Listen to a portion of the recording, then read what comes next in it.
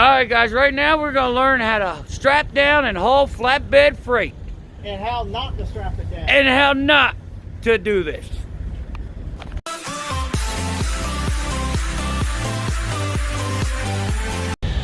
A lot of y'all may not know this here fella. May not know this here fella. Oh, now you know, don't you? So, we are going to learn how to haul freight on a freight guide. And I'm going to tell you what, this guy here has no qualms about using extra chains and straps. So, 40-foot trailer with a bobcat. So he's going to tell you how to correctly and incorrectly load this piece of equipment. All right, you got several ways you can do this. A lot of people, you can do it with two 20-foot chains. DOT on equipment, especially over 10,000 pounds, they want 4 points of contacts, and that means 4 binders. You can do 2 chains. There's also a way to do it with 4 chains. It's easier. But one of the ways that people do it that is incorrect is I've got it right here. You have it where it's right here going through this secure point, coming down, loop around the barrel, and then you have the binder on the chain right there and on the chain up here. And that's incorrect because you're biting down on the chain itself. You don't want to do that. You want it like this over here. So go over here to this side. This side's done correct. And you have your binder secured behind this barrel on the rub rail so it can't slide back and forth. And then you got the chain going through the secure point, looped around with a grab hook. Got it right here, and you tight down on it right here. And then when the other end is done the same way, this is loose. If this had been brought down around this barrel and the same way like that, it'll be biting on itself, and this whole chain will be tight here, and it'll be tight between here. And yeah, you don't want that. So if it's both, the tighter, the more that's tight, the more points it can break, right? Possibly. Well, it's biting down on itself, and that's not properly. It's not secured that way. This way is secure because it's grabbing, biting down on the trailer, and then biting down right here on the chain going through this secure point right here. Now I notice you have it on the inside. Is that the way to do it, and not on the outside of your? Yeah. Well, yeah, because then you protect.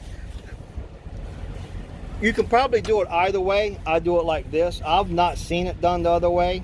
I come down on the inside right here, grab it. Okay. You know, because if you have it on the outside, then if you hit something right here, you can shear that hook possibly. Chance to shear it. And then everything is slung loose. She goes. Now another way to do it wrong is people Doing it wrong. Take their single chain, they'll tie it down over there, and then loop it through that point, to that securement point, loop it around, come through this securement point, and come down and take your binder, and they're usually secured on the rub rail like that one is, like how this one should be. And then you got 1 chain and 1 binder, but only 1 point of contact. And you can get away with that until the wrong DOT guy sees you, and he's going to make you do it. He's going to shut you down and have you secure it properly. And you're going to pay for it, right? Right, and you could pay for it because you'll get hit on your CSA. Now, the proper way right here, undo it right quick. And just got my belly grab right there.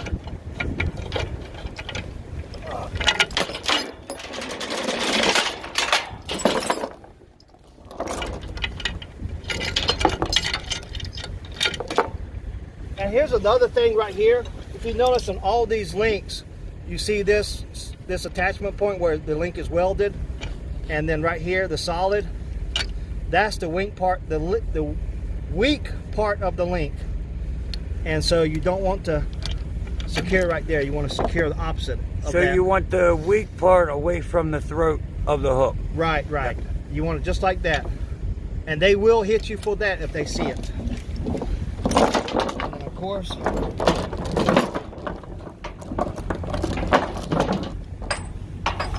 this.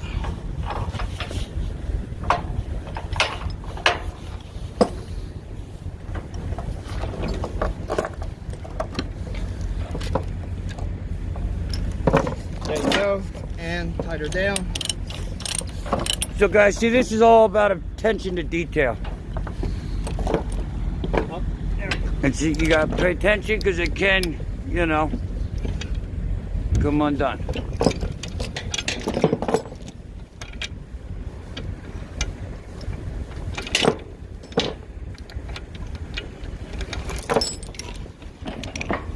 Also, see, when you tighten it down, and the tension is in the throat of the hook. So now, when we say throat of the hook, The throat of the hook, right here, as you see, that slip hook is pulling on the throat of the hook. That's okay, so on the inside. this is the throat. That right there is the throat of the hook. Right here is the throat. You got several ways. If this was come underneath, like if it came underneath like this, it'll be pulling on the tip, but because it's over, it's pulling on the throat. And on this, the tip is the weakest point of the hook, correct? Correct. But we'll secure this right quick. Just back where she was.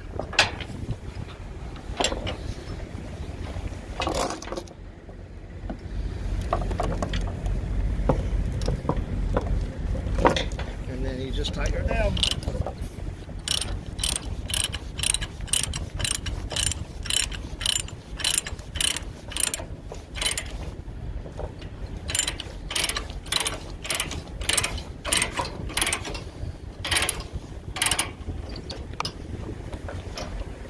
Okay, and now if you guys notice, he has it against this bar here. If he puts it here in the middle, there's a chance it can slide. So you want to use that to hold it in place. And now see, this is what he was talking about loose. So now if you had these hooks on both of these ends, then they're going to be tight. And then you're putting extra strain on the chain that you don't need. Now this is doing it with one chain and two binders. Another way is you really don't need all of this length of chain right here. That's a lot of extra weight that you're taking from the up there where your chain locker is and dragging it down here to the equipment. There's just a lot of extra work. Another way to do it, a lot easier way, is have these short pieces of chains. You know, I could have had another 20 foot right here, hook it in there with those grab hooks, tie it down like this, and right here I got it inside the pocket so it doesn't slide up and down the rope rail. And then have that loose piece here, the loose extra chain here, but instead I got these little short 4 foot pieces right here. And that's all you really need. You know, you need some with these are called slip hooks and grab hooks. You can take a 20 foot chain and cut her down into 5 4 foot sections, or either 4 or 5 foot sections, and then put different hooks on each end. And right here, or you can take a 20 foot chain, cut it in half, have a 10 foot chain, and put one hook on one side, you know, and one hook on the other side. Now you can tell these are grade 70s right here, but these are 5/16 grade 70. I use 3/8, and there's a difference between 5/16 and 3/8. So this is, you go in, you ask for a 5/16 hook, this is what you get. Yeah. You ask for a 3/8 hook, this is what you get. Yes. Now what would you want on your trailer? Now obviously this is going to be more expensive, but it's bigger, it's done right, you know, and you're more secure. And I'm going to guess, Dixie may or may not agree with me, if you have these on your equipment going down the road and DOT sees you, they're probably going to let you keep on sliding compared if they see a bunch of this stuff. Correct. Now this stuff may work, but this stuff is better. Right. You got, yeah, you got grade 1, grade 10. And I keep my chains in these bags right here just to keep them separated so they don't get all mashed up and all the hooks grab on the different chains and you're trying to pull out, you're pulling out 3 chains instead of 1 chain, I just keep them in this little bag right here individually. Okay. Now, sometimes these things will come with buckets. Now this bucket's attached, so I got 1 chain thrown over her and secured. And if the bucket was not attached to the equipment and if it was sitting out here, then I would take and have 2 chains and I'll have them crisscross on the bucket. Just over top, just like this is now? Just like this, just like it is now, and then another chain coming from over here and crossing over like that. Just to hold it down? Just to hold it in, and that'll hold it. I don't use straps on stuff like this. Even though this right here is not sharp edges, it is, and it will cut into your straps like this right here, and you'll have that. And then you'll have a $30 strap worthless. You can't use anymore. If you do use straps, there are several ways to protect the straps from the edges. You have carpet, pieces of rubber right here, and my favorite right here, this is right here, is a mud flap, a big truck mud flap found in the back of the truck stop. Cut it up in these little rectangle pieces. There you go. I like Free. that. You know, Free is for me. Right, and I also use this if a chain is rubbing on the equipment as well. I'll use this right here, not to damage the chain or the equipment. Use either one. But yeah, that's pretty much it. And yeah, several ways to do it. Now this is for equipment, big trucks, vehicles.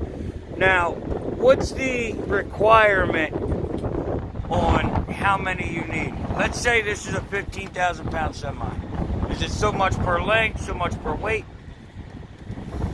The more, the merrier always.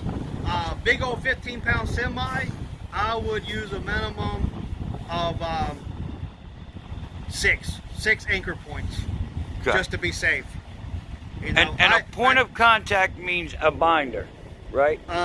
Well, a point, yeah, not necessarily. Well, yeah, a binder, and also attached to the equipment. Like this is one piece of contact. That's another contact. Even though I have a 1 chain right here, because this right here is on the trailer. This is a 3rd, and that's a 4th. Now this right here, it is allowed in most places, but I have now heard that places like Houston and Texas, they actually want 4 individual chains. So I would have to, and I've heard of people having to cut the chain just like this right here.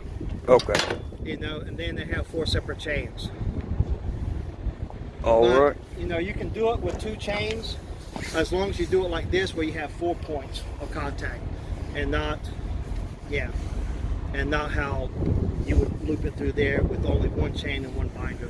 You can do that on small golf carts and the little John Deere tractor, the little golf, the 4-wheelers and stuff. People do that. The all little the time. UTVs. Yeah, the little ATVs and stuff. But hell, they're only what, a couple hundred pounds, Right. 800 pounds.